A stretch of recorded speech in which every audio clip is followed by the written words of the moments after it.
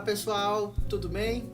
Estamos dando início ao primeiro episódio da Jovem Advocacia Pod.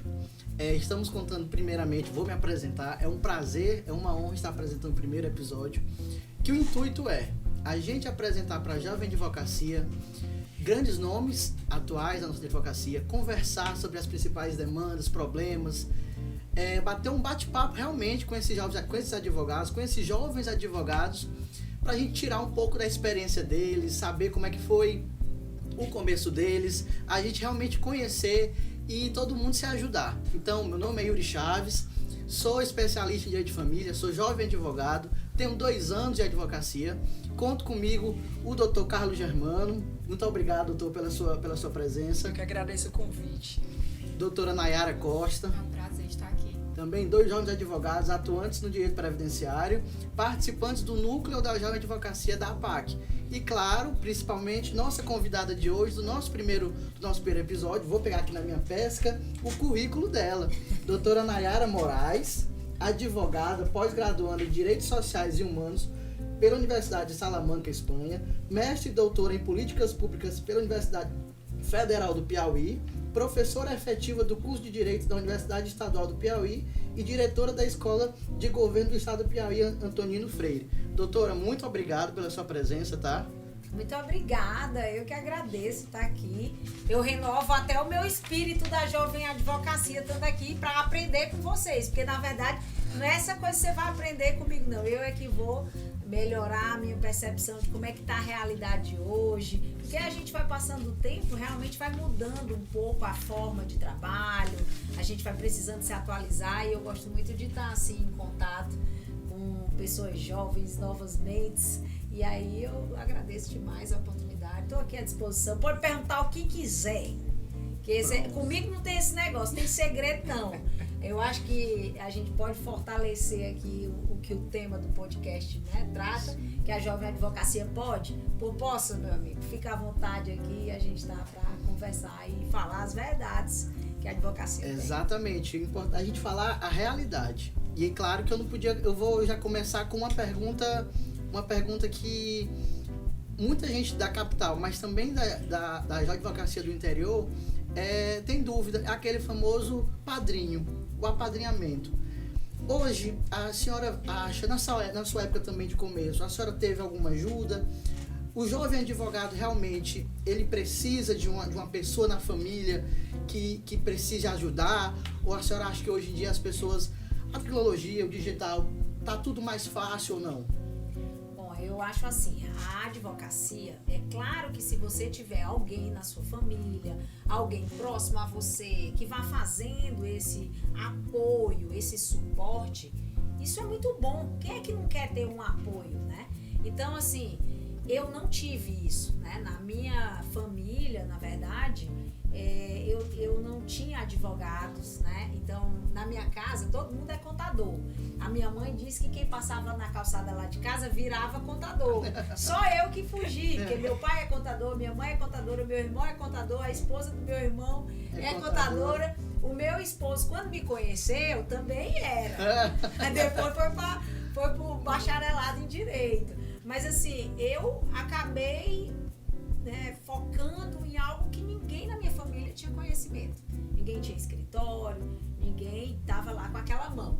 Então, assim, eu não vejo a necessidade de que para você crescer, você precisa, né, de um padrinho. Mas a advocacia tem muito disso. E eu, inclusive, faço muito questionamento em relação a isso. Porque essa coisa de sobrenome, essa coisa de apadrinhamentos, isso é uma realidade que não é a realidade da maioria da advocacia. Ainda mais no nosso estado. E a gente não pode, inclusive, parabenizo e acho fantástico quem tem essas possibilidades. Mas assim, a grande luta é exatamente para quem não tem esse suporte, conseguir ter o apoio necessário de toda a classe, inclusive da OAB, para que possa trilhar seus próprios caminhos com menos dificuldades, né? Porque no meu caso também, eu passei, me lembro muito bem, 9 anos sem pisar na OAB, porque da primeira vez que eu tinha entrado para pedir ajuda, eu vi que ninguém estava interessado em ajudar. E aí, esse foi inclusive um dos motivos que me fez ingressar na política de classe e lutar. Porque Porque o que eu não tive, eu gostaria que as pessoas tivessem. E fiz minha contribuição, continuo fazendo minha contribuição para a advocacia e continuo nesse engajamento, porque eu sei qual é essa dificuldade e acredito que muita gente continue passando por esse desafio e precise sim de apoio. Pronto, perfeito. Eu vou deixar também, eu vou abrir aqui para os nossos colegas participarem e perguntarem à vontade também. Eu já vi que o currículo dela é invejável e nós sabemos que a qualificação é essencial para a construção da nossa advocacia, que é uma advocacia diária que nós vemos a luta no despacho ali com o magistrado, com o servidor.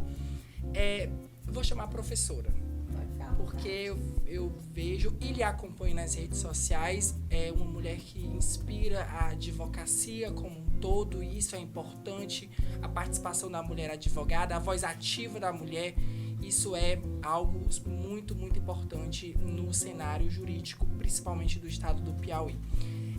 A qualificação, ela é essencial e todos nós sabemos.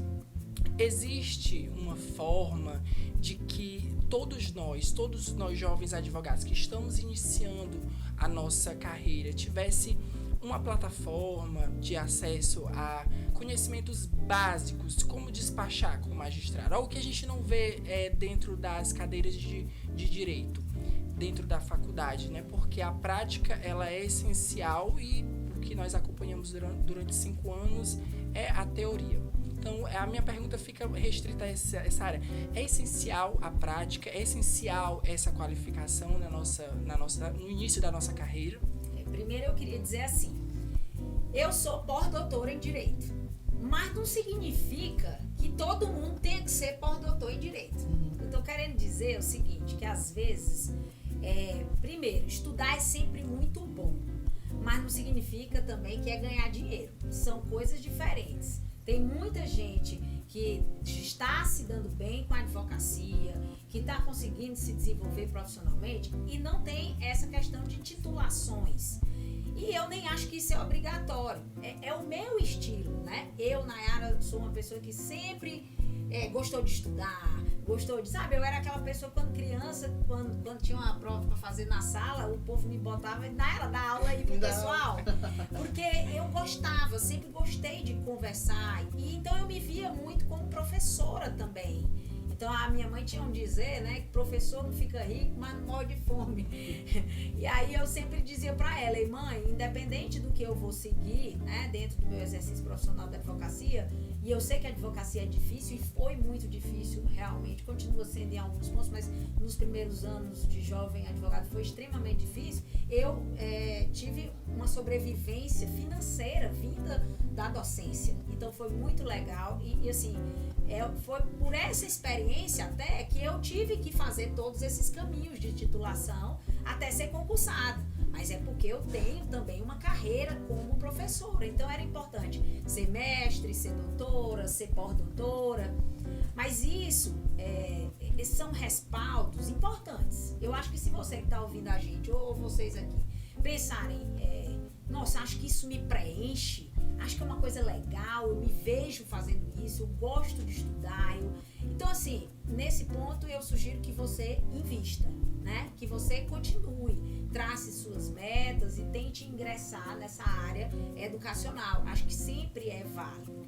Agora, a advocacia em si, ela é uma profissão que, mesmo que você não esteja todo com essas titulações, você vai precisar continuar se atualizando. O conhecimento da universidade, que já nem serve tanto, porque você às vezes faz um curso de direito e ele não te prepara mesmo para a advocacia, e ele não prepara mesmo, né? Por mais que a gente sonhe que o curso de direito seja um curso para preparar você para se tornar advogado, nem as pessoas que fazem o curso de direito acham que o curso de direito serve para fazer advocacia, né? Para ter uma advocacia. Então é aquela coisa que dilui muito. Mas assim, tá formado, tá com a carteira da OAB já, tá começando a exercer advocacia, eu quero fazer um mestrado? Faça. Não, eu não quero essa parte de docência, nem de pesquisa. Não, mas não fique sem estudar, né? Vá buscar suprir essas dificuldades, porque a qualificação ela vai servir, pode ser uma pós, pode ser um curso de curta duração, um curso de aperfeiçoamento, de aprimoramento, e aquilo que você puder colocar, claro, com os aspectos práticos, vai servir para lhe ajudar, porque essa é uma das grandes dificuldades. A maioria das pessoas que terminam o curso de Direito, ela até passa no exame de ordem, né? Mas aí, se não teve uma vivência de graduação, onde você estagiasse em escritórios, né, privados, onde você realmente trabalhasse isso, você não vai chegar na vida profissional, cair só porque recebeu a carteira na mão, agora está sabendo fazer tudo que a prática anterior, que você não teve, né, como estagiário da ordem, inclusive, com carteirinha da OAB. Eu acho que a maior parte dos estudantes de Direito nunca tiraram aquela carteirinha de estagiário da ordem, porque nunca estagiaram em escritórios privados vinculados à OAB. Isso aí é uma experiência que eu vou dizer que todo mundo precisava ter. Mas como eu também sou o exemplo do não fazer em algumas coisas, eu não fui essa estagiária. Eu estagiei em órgãos públicos porque eu tinha necessidade financeira, tinha a questão da bolsa, eu queria ter um salário mensal. E aí eu perdi essa oportunidade de muitas vezes empreender com trabalhos voluntários, né, de me aproximar da OAB, inclusive, porque a OAB pode ser que esteja meio capenga, viu? Mas a OAB tem uma comissão da OAB na universidade. Sim. E essa comissão, por exemplo, uma das comissões a que eu mais me dediquei quando fui diretora da ordem. Por quê? Porque eu era diretora da ESA, trabalhava a comunicação, né, a escola da advocacia no sentido da qualificação, mas eu não queria receber só o advogado, eu queria trabalhar a base. Então a OAB precisa sintonizar a comissão da OAB na universidade, exatamente para passar essas noções durante a realização dos cursos de Direito, nas diversas turmas que existem, nas diversas instituições, para exatamente despertar esse olhar de uma qualificação na graduação que seja prática. E aí lá na vida profissional a gente tem menos desafios, porque a OAB ela até tem um curso que já existe, é histórico, de iniciação à advocacia, né? Porque a gente também, em termos de ordem, recebe o jovem advogado, assim que recebe a carteira, uma das comissões é a comissão da jovem advocacia. E aí a comissão da jovem advocacia, ela tem uma missão árdua, que também pode ser que nem todo mundo esteja sintonizado, mas é uma comissão que precisa atuar e aí até orientar que cursos práticos, né, que treinamentos precisam ser feitos, porque realmente é uma das deficiências do curso de Direito e o jovem advogado vai precisar desse apoio inicial. E aí, depois que for trilhando, né, enquanto for trilhando a carreira, não deixar de se atualizar também é necessário. Doutora, primeiramente é um prazer hoje estar dividindo o mesmo espaço aqui. Você falando da época da OAB, que fez parte da comissão da OAB na universidade. E eu lembro muito bem que um dos meus primeiros contatos com você dentro da ordem foi justamente quando houve aquela emissão do cartão de CETUT, transporte do estudante. Exatamente. Passou a ser emitido na OAB. A gente tinha um projeto naquela época de líderes universitários. Então, a escola da OAB, ela se colocava à disposição para fazer qualificações para os estudantes de Direito também, exatamente com o apoio da comissão da OAB na universidade, reforçando essa função de líderes universitários. Sim. Não era o líder, o presidente de turma, né? Não era essa pessoa, não. A gente queria, eram líderes, pessoas que tivessem potencial para se aproximar da advocacia. Não era o líder de sala, né? Essa coisa do líder de sala, que tem muito quando a gente está na universidade. A gente chamou de líderes universitários e muitas universidades se agregaram e muitos jovens, e aí conheceram esses projetos, né? Que essa questão dos benefícios em relação à carteira de estudante, a carteirinha era uma coisa que a gente sempre foi uma novidade na minha época, porque com a carteirinha a gente conseguia ter acesso ao Clube dos Advogados. E aí, que ganhou a logomarca da ordem. Aí aquela carteirinha levantava a autoestima, né, do estudante de Direito. Fantástico. Porque a gente já se sentia ali agregado na ordem, apesar de ainda não ser advogado. É porque o estagiário da ordem, que é quem emite a carteirinha, aquela carteira da OAB, só que a de estagiário, ela ganha um Ezinho no final. Você tem o número do advogado e tem um Ezinho lá no final. Sim. Vamos lá, você teve essa carteira? Não. Você teve? Não. Você teve? Não. Isso significa que vocês não trabalharam em escritórios que eram conveniados com a OAB e que no período certo da graduação vocês tiraram a carteira. O escritório pagou aquela anuidade, pagava o seguro de vocês como estagiário e aí você tinha aquela carteira, que inclusive ela é válida mesmo depois que você se forma, que é um grande desafio, que o que acontece? Como a maior parte dos alunos não tira a carteira de estagiário da ordem, aí o que acontece? Às vezes ele não passa no exame de ordem no primeiro ano, e aí sem a carteira ele não teria como ficar ali no escritório, porque ele não teria mais como estar no dia a dia, não consultaria processo, não poderia ir ao fórum. Então é uma dificuldade. Certamente essas pessoas que não têm a carteira, elas, se não passarem na OAB, elas já não vão ser aproveitadas dentro do ambiente de trabalho dos escritórios.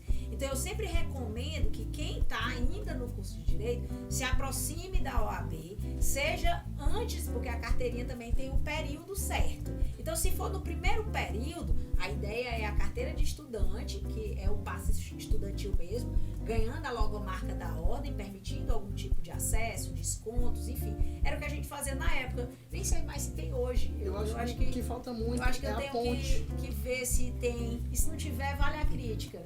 Confere aí se tem na OAB e se está acessando, porque naquela época servia. E aí depois você tirar a carteira de estagiário da ordem. Que aí, se você não passa na OAB no primeiro momento, você ainda tem possibilidade de passar 2 anos com aquela carteira. Então é o tempo que você se prepara. Então a maioria dos jovens, sem essas orientações, perdem uma grande oportunidade de diminuir o sofrimento que é De permanecer. que é passar na OAB e se sentir Exatamente. seguro ali, né? O que falta realmente é a ponte. Eu lhe digo que essas informações eu não sabia. Eu não sabia. Então falta realmente o conhecimento para os estudantes. Eu tenho certeza que muitos, a maioria não sabe dessas informações, nem que existe uma carteira para estagiário da OAB. E tem uma anuidade específica e ela tem essa validade, então ela é muito importante. Por isso que eu reforço, às vezes você também, com essa falta, né, de aproximação da ordem, você fica isolado ali só naquele ambiente educacional. Exatamente. E não entende muito a função essencial da OAB, que é apoiar tanto o estudante de direito quanto a advocacia, em especial a advocacia jovem. Doutora, eu tenho uma pergunta, né, a respeito como a senhora lidou nesses primeiros anos da advocacia, né? Como foi esse primeiro passo dentro da advocacia? Eu chorei 6 meses. Porque Gente, a bate o verdade, desespero. a verdade foi assim, quando chegou bem pertinho da hora de fazer a OAB, eu trabalhava de manhã num emprego e estagiava de tarde em um outro órgão público. E aí eu fazia a universidade à noite. E aí, assim, quando foi batendo o período para fazer a prova da OAB, os 6 meses antes deu aquele desespero. Vocês tiveram aquele desespero? Meu Deus, eu tenho que passar na OAB. Choque de realidade. Aí eu saí do meu emprego, fiquei só com o estágio. E aí todo mundo dizia, meu Deus, tu vai sair do emprego. Mas eu sentia necessidade de sair daquele emprego, porque também não era específico com a advocacia que eu queria desempenhar. Hoje eu até talvez teria ficado, porque acho que faltava só um pouco de autoconfiança, eu teria passado. Mas aí eu peguei o turno da manhã para estudar. E aí eu estagiava à tarde e assistia aula à noite. Aí o que aconteceu? Quando eu passei na OAB, eu fiquei desempregada. Porque aí o estágio acabou e o órgão público te bota para fora. Então você sai.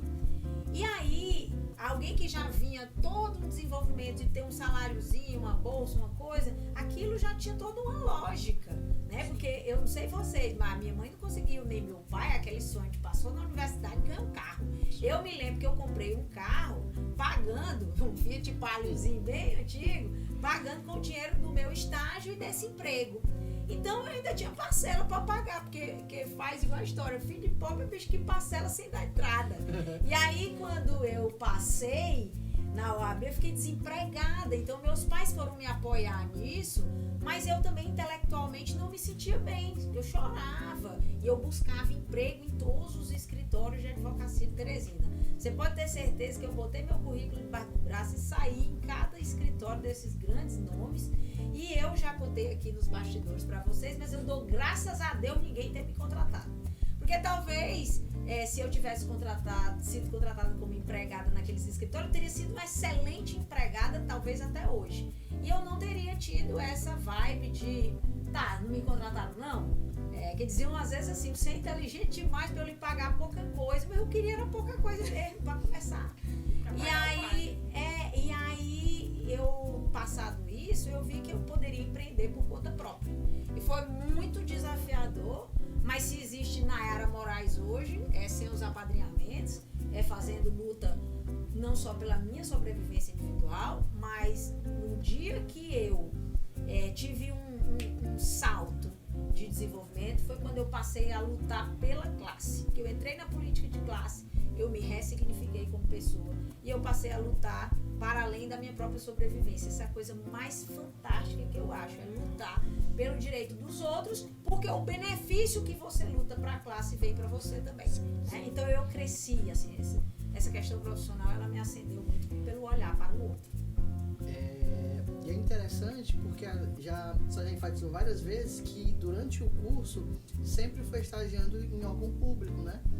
E quando saiu, em algum momento a senhora pensou em voltar, em fazer um concurso ou dizer, não, advogar é para mim mesmo. Como foi também essa questão de nunca fiz uma audiência, agora é meu nome, nunca estagiei no escritório e agora vou fazer minha primeira audiência com o meu nome. Essa coisa do escritório e o nome da gente, hoje eu digo por meus alunos, né, advogada já há muito tempo, eu digo que ninguém precisa de CEP para ser advogada. A gente precisa de carteira da OAB. Sim. Então, se a gente tem carteira da OAB, meu amigo, o CEP pode ser o da casa da gente, da casa da mãe da gente, da casa da avó da gente, tanto faz. Você não carrega uma casa na cabeça?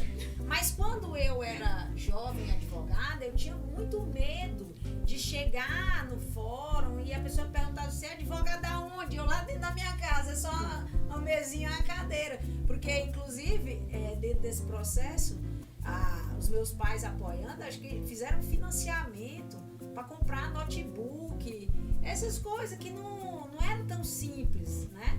De fazer a aquisição, assim. Então, assim, foi um investimento que me impediu, por exemplo, de ter um aluguel. Eu preferi ter um notebook e um scanner e trabalhar dentro da minha casa. E aí, isso inibia a gente, né? Isso a gente ficava assim.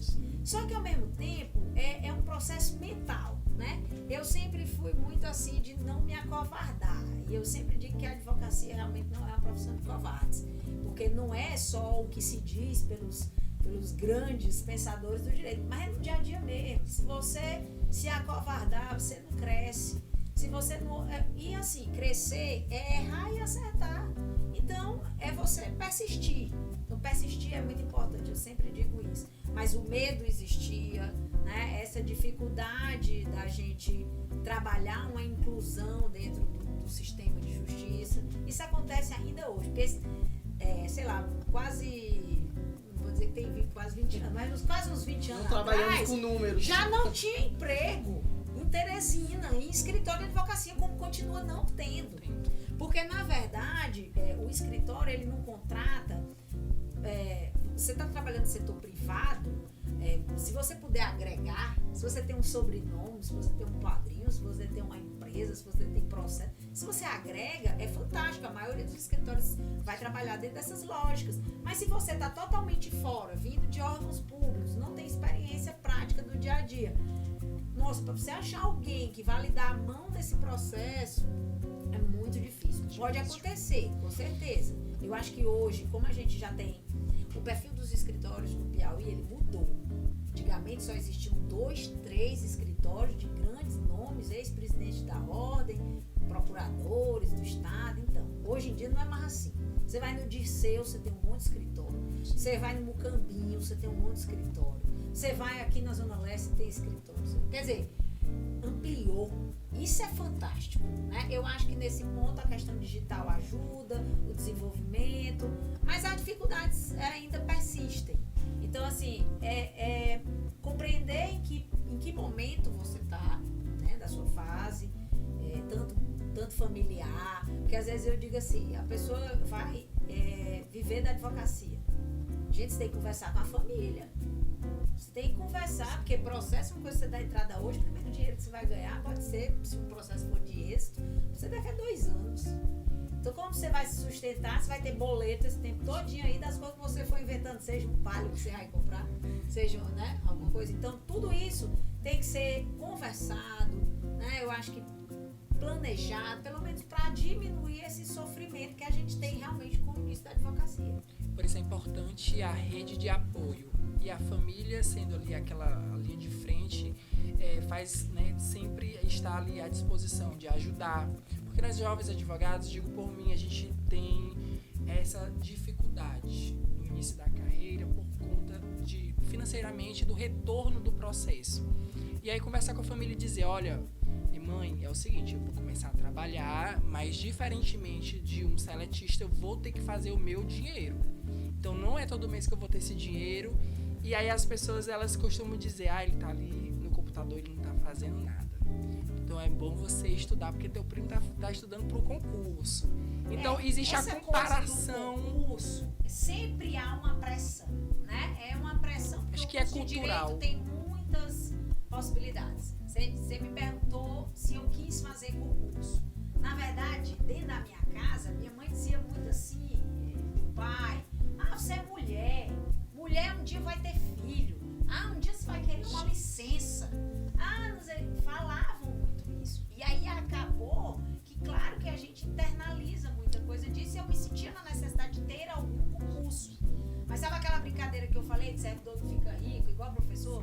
O servidor não fica rico, mas não morre de fome. Eu tinha vontade de ter um potencial econômico que eu me satisfizesse, que eu tivesse um carro que eu quisesse, isso que eu sonhei, um telefone, um computador, coisas que pode ser assim, não, isso são coisas materiais. Cara, mas isso aí também dá tranquilidade para a própria família da gente. Hoje eu sou mãe, então o fato de ter uma estabilidade financeira, você já começa a organizar a sua própria família. Então todo mundo quer isso. No final das contas, além dessa questão pessoal, intelectual, enfim, o dinheiro ele é importante nesse processo. O concurso, ele é muito legal. Mas para mim, o concurso ele é limitador. Então eu só quis fazer concurso que não impedisse a minha advocacia. E aí ser professor eu achava muito legal, porque não tinha um chefe.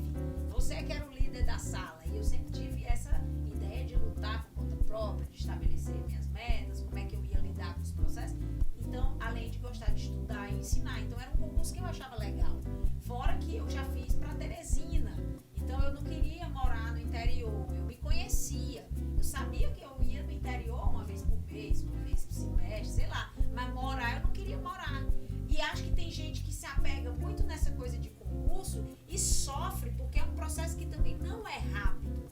E aí talvez até deixe de experimentar a advocacia, onde você também poderia ter vocações e dons que lhe colocassem numa boa condição, né? Então, no meu caso, eu já tinha essa certeza, porque eu consegui enxergar minha mãe servidora pública, tudo que era na Babylândia para comprar um brinquedo quando eu era criança, tinha que dividir lá em não sei quantas parcelas, para comprar o material escolar também. Então, eu sabia como era a limitação de ser filha de servidora pública.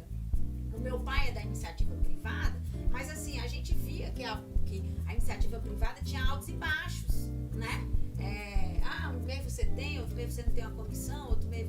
E isso eu sentia, então eu via a necessidade de ter um concurso. Agora, também é aquela coisa que eu estava dizendo, se você não se vê concursado, não faça concurso, meu filho.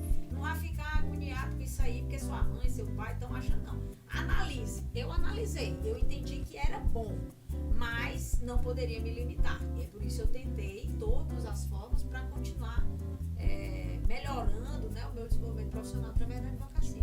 Doutora Nayara, foi levantado essa situação da rede de apoio, né, que a advocacia, né, o jovem advogado necessita no primeiro momento, nos primeiros anos. E assim, eu trago até uma história pessoal minha, porque minha OAB é de 2021, mas a gente na época estava vivendo a pandemia da Covid e minha mãe faleceu de Covid em 2021. No dia 2 de maio,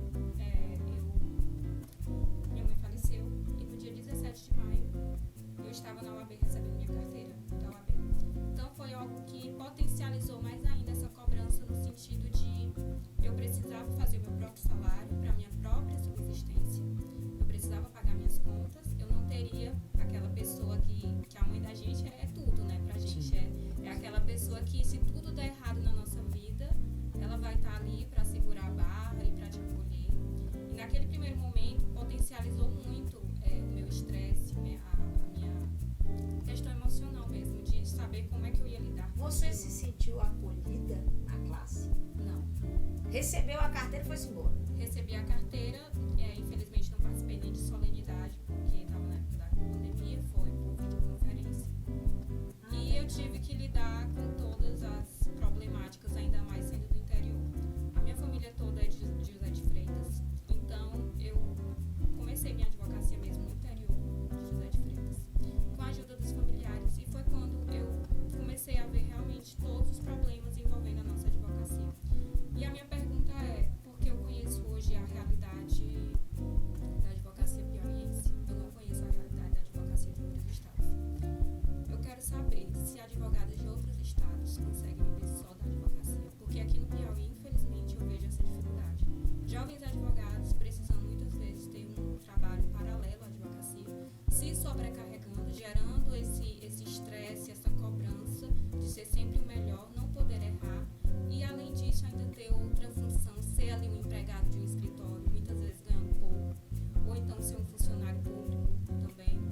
Então, a minha dúvida é essa, né? Você como advogada já de muitos anos, conhecendo também outros advogados de outros estados. Nos outros estados é diferente. Olha só, eu penso que a advocacia, ela tem uma camada ilusória, né? Ainda muito pertinente, assim, insistente dentro dessa percepção social. É que, na verdade, o curso de Direito, ele foi um curso que só era acessado por determinados perfis socioeconômicos, né?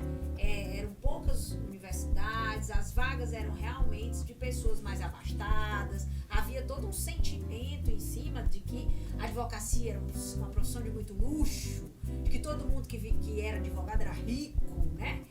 E não é a verdade da advocacia. E não é só no Piauí, não é a verdade da advocacia no Brasil, que nós precisamos, com o volume de advogados que nós temos hoje, nos manter unidos para fazer lutas para que tanto a OAB quanto a própria sociedade reconheça todos esses esforços que a gente faz dentro da nossa vida da advocacia, para que a gente tenha respeito e dignidade profissional, que são duas coisas que eu acho que ainda estão assim com uma grande ferida, né? Eu acho assim, aquela coisa de que o advogado é um cidadão respeitado. Quando você começa a ver os programas de TV, aí você começa a ver que advogado é advogado bandido, é o pilantra, é o próprio bandido, praticamente. As pessoas têm todo esse preconceito e isso foi se ampliando.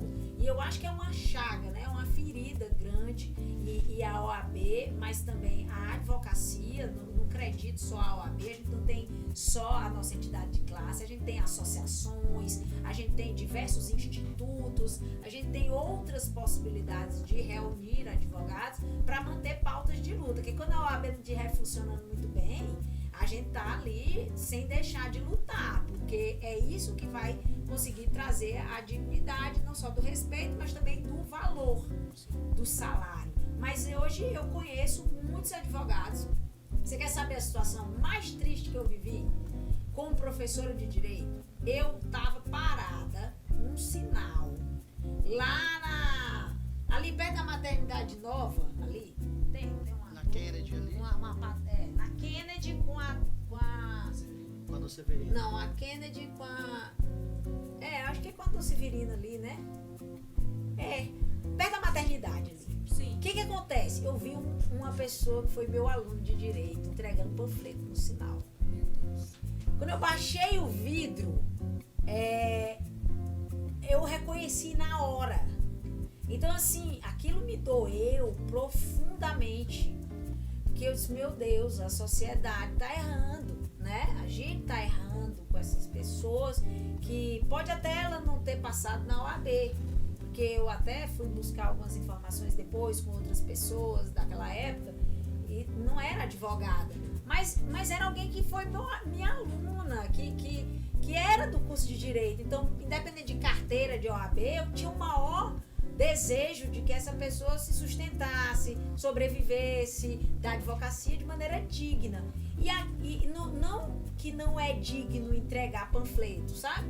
Tem muita advogada que tá fazendo maquiagem, tem muita advogada que tá ontem mesmo, eu tava conversando com algumas pessoas, estavam me relatando que tem um jovem advogado que tá sendo Uber de madrugada. E eu fiquei muito preocupada, porque volta esse episódio da moça no sinal, já fazia alguns anos. Na última eleição da OAB, a gente teve muita aproximação com jovens contando dessa dificuldade. E continua, você tá vendo, nós já estamos há quase 3 anos e eu tô ainda vendo mais jovens advogados buscando o Uber para sobreviver e sustentar a família. Tem algum problema na profissão que ele tá exercendo, em ser maquiadora, em ser Uber, em ser não sei o quê? Cara, não tem problema nenhum. Todo trabalho lícito é digno. A pessoa tá sabendo a dificuldade que ela tá passando, eu tenho o maior respeito. E outra coisa, a gente não é um ser humano que só tem um dom, a gente tem um monte de dom. Então vai que você realmente é uma excelente maquiadora e aí você empreende nisso e é muito bom.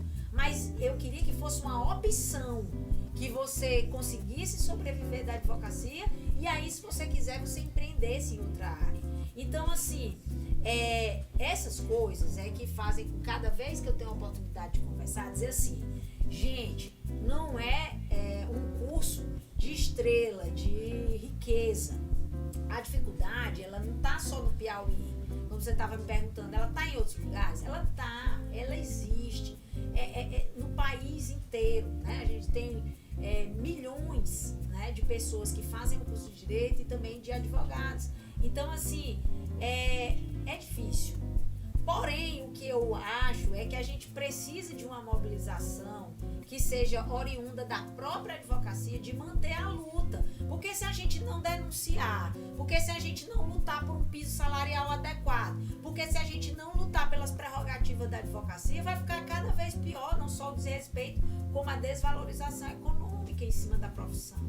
Como eu também não gosto quando tem advogado dizendo que está virando empresário da advocacia. Não existe. A advocacia é uma profissão intelectual. Ela não é, a gente não é empresário. Então não trate seus clientes como coisas.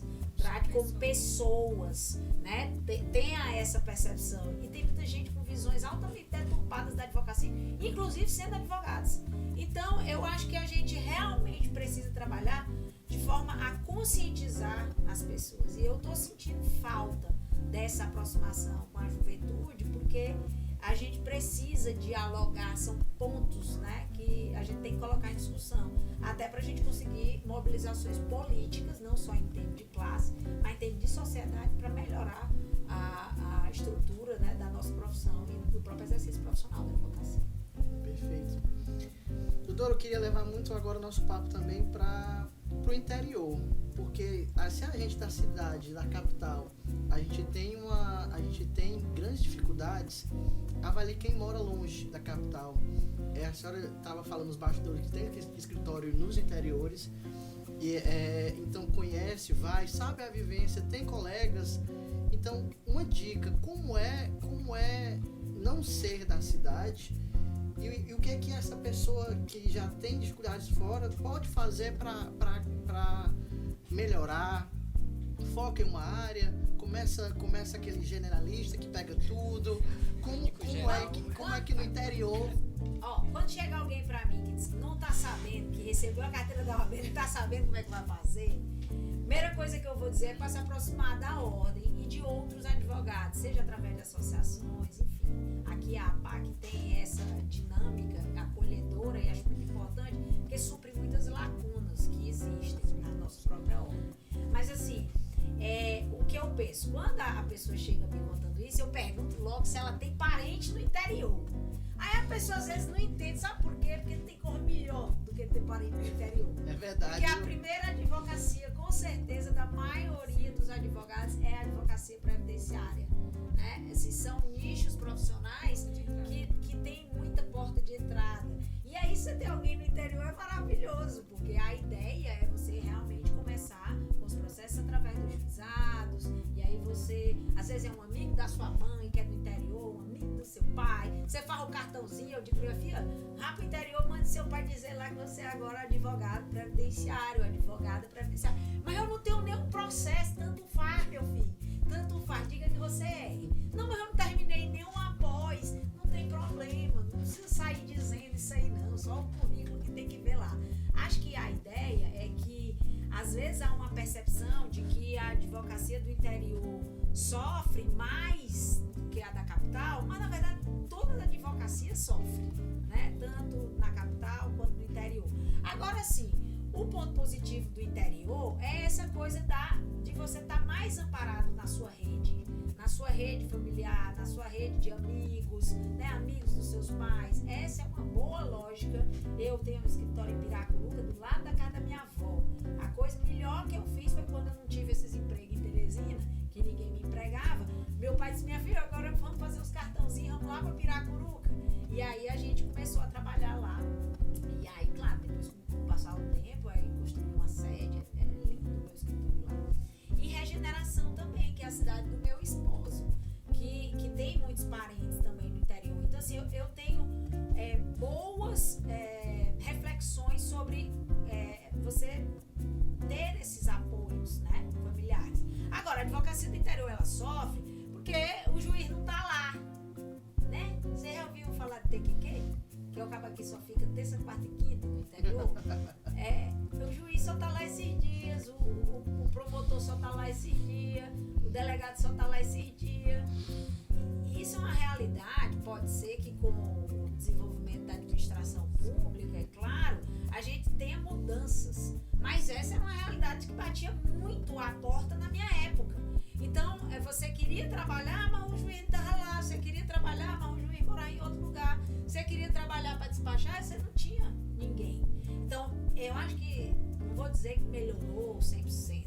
Acho que a ordem, a comissão da ordem que trabalha a relação com o judiciário precisa ter um trabalho contínuo de discussão sobre cada comarca. Porque uma hora dá certo numa, outra hora dá errado noutra, o servidor se afastou, morreu, não sei o quê. Então a gente tem que estar em constante luta. Então por esse ponto é um grau de dificuldade que eu acho. Fora também que existe a questão da advocacia dativa no interior. Sim. E aí existe essa questão da remuneração, que nunca foi regularizada, que são honorários extremamente pequenos, né? E aí, desde a época de 2008, né, que foi a primeira vez que eu fui candidata a vice-presidente da OAB, já havia discussão sobre esse desfalque que há, especialmente com a advocacia do interior. Então, assim, a gente espera que isso realmente consiga sair do papel, né, que as lutas elas consigam se efetivar para essas remunerações dignas existirem para todo mundo, especialmente para o pessoal lá das subseções. Eu nem falo interior, porque quando a gente está no dia a dia, às vezes você fala interior, não sei o quê, eu vou dar uma dica para vocês. Sempre falem a advocacia das subseções, né? Porque a gente também tem que entender que há um sentimento, às vezes, né, de inferioridade, de afastamento. Exatamente. Né?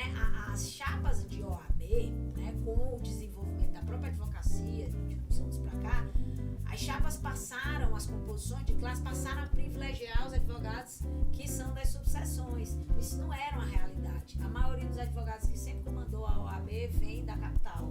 Então isso também é outra coisa que a gente vem com o tempo, né, desenvolvendo o fortalecimento da parte política da ordem nas subseções. E também o engajamento dos advogados do interior, né, que são das subseções dentro desse processo. Agora, a advocacia da capital, ela sofre, né? Ela sofre muito também, porque a gente ainda tem outros desafios, por exemplo, numa capital, como é que paga o deslocamento, né? Você é advogado, você tem que sair, porque se você não sair para bater perna, né, mesmo com a questão do virtual e tal, mas você tem que despachar, isso gasta. E aí o advogado não está conseguindo manter o carro, o advogado está andando de moto, tem advogado andando de ônibus. Então, assim, eu acho que não tira a dignidade de ninguém, porque cada um vai lutando dentro da sua própria sobrevivência e seus limites. Mas que a gente gostaria que o advogado tivesse com o tal do Honda Civic preto, não tem? Corolla. Corolla. Já mudou, né? Agora é o os carros que vocês gostam? Estão sonhando que é o top do advogado e da advogada? Eu quero um Compass. É, um Amanhã eu vou Compass. acordar com um Compass, É. na verdade. Vamos botar uma hora, né? Recebo. Fiz uma oração aí, vai dar certo. É. Mas é nesse sentido para dizer assim, não tá fácil. E com essa luta, a gente precisa ampliar o processo de conscientização. Não esqueça, ninguém vai parar para mudar a sua realidade, não. A luta da mudança da sua realidade depende muito de você se associar com pessoas que sejam capazes de lutar junto, mesmo que ela esteja também com algum interesse pessoal, mas seja capaz de lutar junto com você por um interesse coletivo.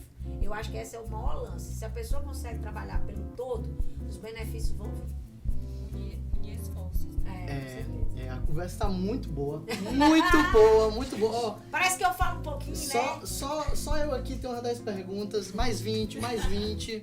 Mas para encerrar, a senhora deu muitas dicas. A gente conversou sobre muitos assuntos, sobre muitos tópicos da Jovem Advocacia. Mas para encerrar, a cereja do bolo, qual é a principal dica para quem está começando, para quem quer advogar, para quem quer ter seu nome na parede? Qual é a principal dica que a senhora dá hoje? Hoje, Yuri, para mim, tem que seguir assim, eu comecei. Enfim, a principal dica. Olha, eu estaria mentindo a minha jornada, né, se eu não dissesse que é através da educação. Eu acho que o fortalecimento educacional continuado, porque não é só você ter feito a graduação, é você continuar estudando, né? Eu acho que esse é um dos maiores pontos. Mas assim, eu quero dizer uma coisa que faz muito parte da minha mensagem como ser humano. Você está aí estudando, você está nas lutas, você está buscando, mas não esqueça da sua, sabe, da sua proteção, da sua saúde mental. Porque esse é um ponto. Eu já tive aluno que teve situação de suicídio, jovens advogados que eu convivi durante muito tempo, que acabaram falecendo por diversos processos, sabe, super tristes. E eu gosto de levar uma mensagem de positividade, de vida, de que dá certo, de que se você luta, você consegue. Pode não ter os padrinhos, pode não ser rico, pode não ter sobrenome. Que se eu vi, né? E claro, eu ainda estou atrás da tal da causa do bilionária. Eu disse que todo advogado tem a causa do bilhão, a minha não chegou. A minha também ainda não chegou. Quero avisar aqui pros santos que estão lá de cima, que se quiser, né, na hora Já que pode der, mandar, Já pode mandar. Recebemos também. Mas o que eu quero dizer é assim, como o processo tem suas dificuldades, se você ficar focando também só em conteúdo técnico, né, e oportunidades profissionais, você perde muito dessa necessidade de compreensão que você é um ser humano. Então você erra, você acerta, vai dar, né? É uma trajetória que não está 100% no controle da sua mão. Mesmo que você lute muito, o mundo não é tão justo como a gente gostaria que ele fosse, apesar da gente ser o centralizador da percepção de justiça através da nossa profissão, mas não é. Então acho que saúde mental é uma coisa que eu quero recomendar para todos vocês, jovens, e procurar apoio, né? Apoio pode ser, nossa, que bom que você tem uma mãe que é um exemplo, uma referência e lhe guia. Mas nem todo mundo vai ter a mãe, nem todo mundo vai ter o pai, seja por uma situação de saúde, ou seja porque são pessoas ausentes mesmo. Ou seja porque nem tem pai, nem tem mãe, você tá entendendo? Eu tô falando de apoio, é apoio de amigos, é apoio de tios, é apoio de padrinhos, sabe? É estar aberto para buscar também esses apoios, que às vezes da fonte onde você menos espera, você vai ter uma pessoa que vai segurar sua mão ali, vai ouvir o seu choro e que de repente você vai conseguir se redirecionar naquele processo e você vai vencer e depois você vai agradecer.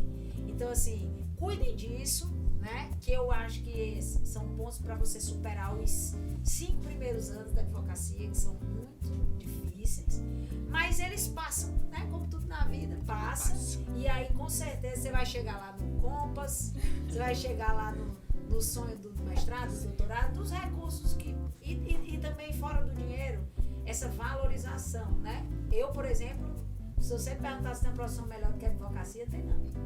Tem profissão melhor do que a advocacia. Eu também não troco nada. Então, assim, não troco nada, é isso que eu sei fazer, é o que eu quero, é o que eu sei. E acho que as pessoas se encontram e são felizes dentro desse esses processos. Só tem que aguentar o trampo vai igual a história, da subida. Mas depois chega, nunca é um equilíbrio 100%, as coisas são... Tem gente que desiste antes de chegar lá. Não desista não, desistir não é uma opção. Desistir não é uma opção. E aí vai na frente que vai dando certo. Muito obrigada, Doutora, pessoal. agradeço muito, muito, muito a sua presença. Agradeço muito a presença do doutor. Tá? Muito obrigado, doutora, também. Cruzamos. Aqui. Pronto, aê! Advocacia! Galera, muito obrigado também pela presença de vocês. Dizer que é o primeiro episódio, que a gente vai ter vários e vários episódios. Nós vamos tratar sobre a prática.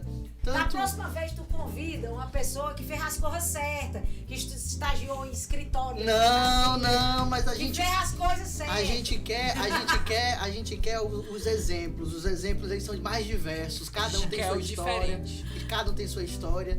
E a sua advocacia já faz muito tempo uma advocacia de sucesso, inspiração. Inspirador. Então, falar que nosso podcast a gente vai tratar sobre a prática, nós vamos falar sobre temas de cada área, vamos trazer grandes nomes, grandes advogados, manter a qualificação do primeiro episódio. E agradeço muito, muito, muito e até a próxima. E obrigado, pessoal. Obrigado. Valeu, muito obrigada.